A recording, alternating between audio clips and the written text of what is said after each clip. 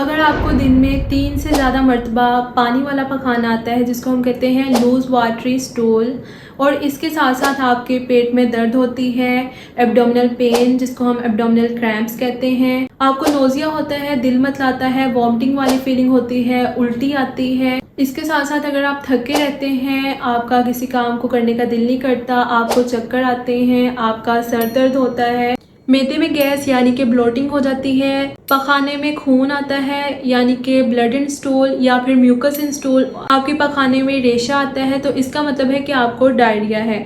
आइए हम बात करते हैं डायरिया के बारे में। हम डायरिया से बच कैसे सकते हैं, इसको ट्रीट कैसे कर सकते हैं। अगर हम बात करें कि डायरिया किन चीज़ों की वजह से होता है, तो उसमें आ जाते हैं बैक्टीरिया, वायरसेस, पैरासाइट्स, मेडिसिन जिसके अंदर एंटीबायोटिक्स आ जाती हैं। इसके साथ साथ अगर आपको लैक्टोज इंटॉलरेंस है, मतलब कि आपको दूध से बनी हुई चीज़ें सूट नहीं करती, आप वो खाते हैं तो आपका फ़ौरन पेट ख़राब हो जाता है। इसके साथ साथ अगर आपको फ्रुक्टोज इंटॉलरेंस है, आप फल खाते हैं या शहद खाते हैं जिसके अंदर फ्रुक्टोज होता है, उसकी वजह से आपका पेट ख़राब हो जाता है। आर्टिफिशियल स्वीटनर्स जो यूज़ होते हैं उसकी वजह से आपका पेट ख़राब हो सकता है। डायरिया की एक वजह ये भी हो सकती है कि आपको बहुत ज़्यादा एंग्जाइटी है, आप परेशान रहते हैं। अमूमन ही होते हैं, स्टूडेंट्स भी इस बात को मेरे साथ एग्री करेंगे कि जब उनका कोई टेस्ट होता है या फिर कोई वाइवा होता है, कुछ टीचर ने सुनना होता है या फिर स्टेज पे बुला के उनसे कुछ पूछना होता है या उन्होंने पूरी क्लास के सामने कुछ बोलना होता है या फिर कोई आपका बड़ा काम है जिसके बारे में आप एंग्शियस हैं कि आपने ये काम करना है, तो आपको उससे पहले थोड़ी सी एंग्जाइटी होती है, आपको आपके पेपर से पहले, आपको कुछ बड़ा करने से पहले थोड़ी सी उसकी फिक्र होती है। उस एंग्जाइटी की वजह से आपका अक्सर आप नोटिस करेंगे कि आपका पेट खराब हो जाता है, आपको पेट में दर्द होने लग जाएगी, आपको पेपर से 5 मिनट पहले आप कहेंगे कि बस मैं वॉशरूम में जा आऊँ। बिल्कुल ट्रांसिएंट होता है, इसमें कोई मसले वाली बात नहीं है और ये खुद ही ठीक भी हो जाता है। तो इसमें भी आप कोशिश करें कि अपने स्ट्रेस को मैनेज करें, अपनी एंग्जाइटी को मैनेज करें और इस बात को याद रखें कि कुछ भी हो जाए तो कुछ नहीं होता। Stay happy, stay calm and stay healthy.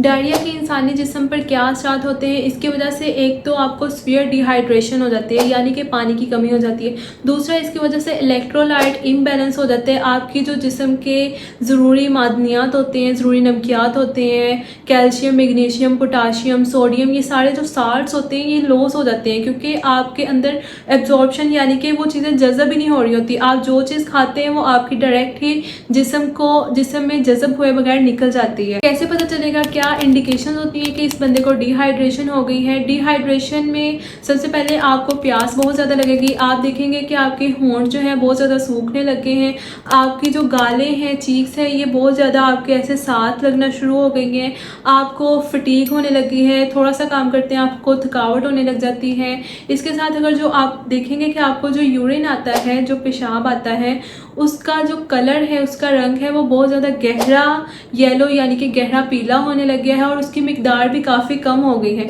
इसका मतलब है कि आपको डिहाइड्रेशन, डायरिया की वजह से डिहाइड्रेशन यानी कि पानी की कमी, इलेक्ट्रोलाइट इम्बैलेंस, आपकी जिस्म के जो मादनियात हैं उनकी कमी हो जाती है। और इसके साथ साथ किडनी फेलियर यानी कि गुर्दों का फेलियर हो सकता है, गुर्दे फेल हो सकते हैं और इसके साथ साथ ऑर्गन डैमेज यानी कि आपके ऑर्गन्स डैमेज हो सकते हैं। अब हम बात करते हैं कि हम इससे बच कैसे सकते हैं। इससे बचा जा सकता है अगर आप अपने हाथों की सफाई का मुकम्मल ख्याल रखें, हाथ अच्छे तरीके से वॉश करें। कोशिश करें कि जब आप साबुन से या हैंड वाश से अपने हाथ साफ़ कर रहे होते हैं तो तकरीबन 20 सेकंड तक उसकी जो झाग होती है वो आपके हाथों पे रहे। इसके साथ साथ आप अपने पीने के पानी को साफ़ सुथरा रखें। आप कोई भी खाना खाते हैं, कोई खाना पकाते हैं तो उसकी सफाई का ख़ास ख्याल रखें। ये सारे काम करके आप इन्फेक्शियस डायरिया से बच सकते हैं। अब हम बात करते हैं कि हम इसको किस तरह ट्रीट कर सकते हैं, इसका इलाज कैसे कर सकते हैं। सबसे पहले तो आपने अपने पानी की कमी को पूरा करना है। आपके जिस्म में बहुत ज़्यादा डिहाइड्रेशन हो रही है तो कोशिश करें कि आप जब भी वॉशरूम का चक्कर लगा के आते हैं उसके बाद आप 1 गिलास पानी का लाजमी पिएँ।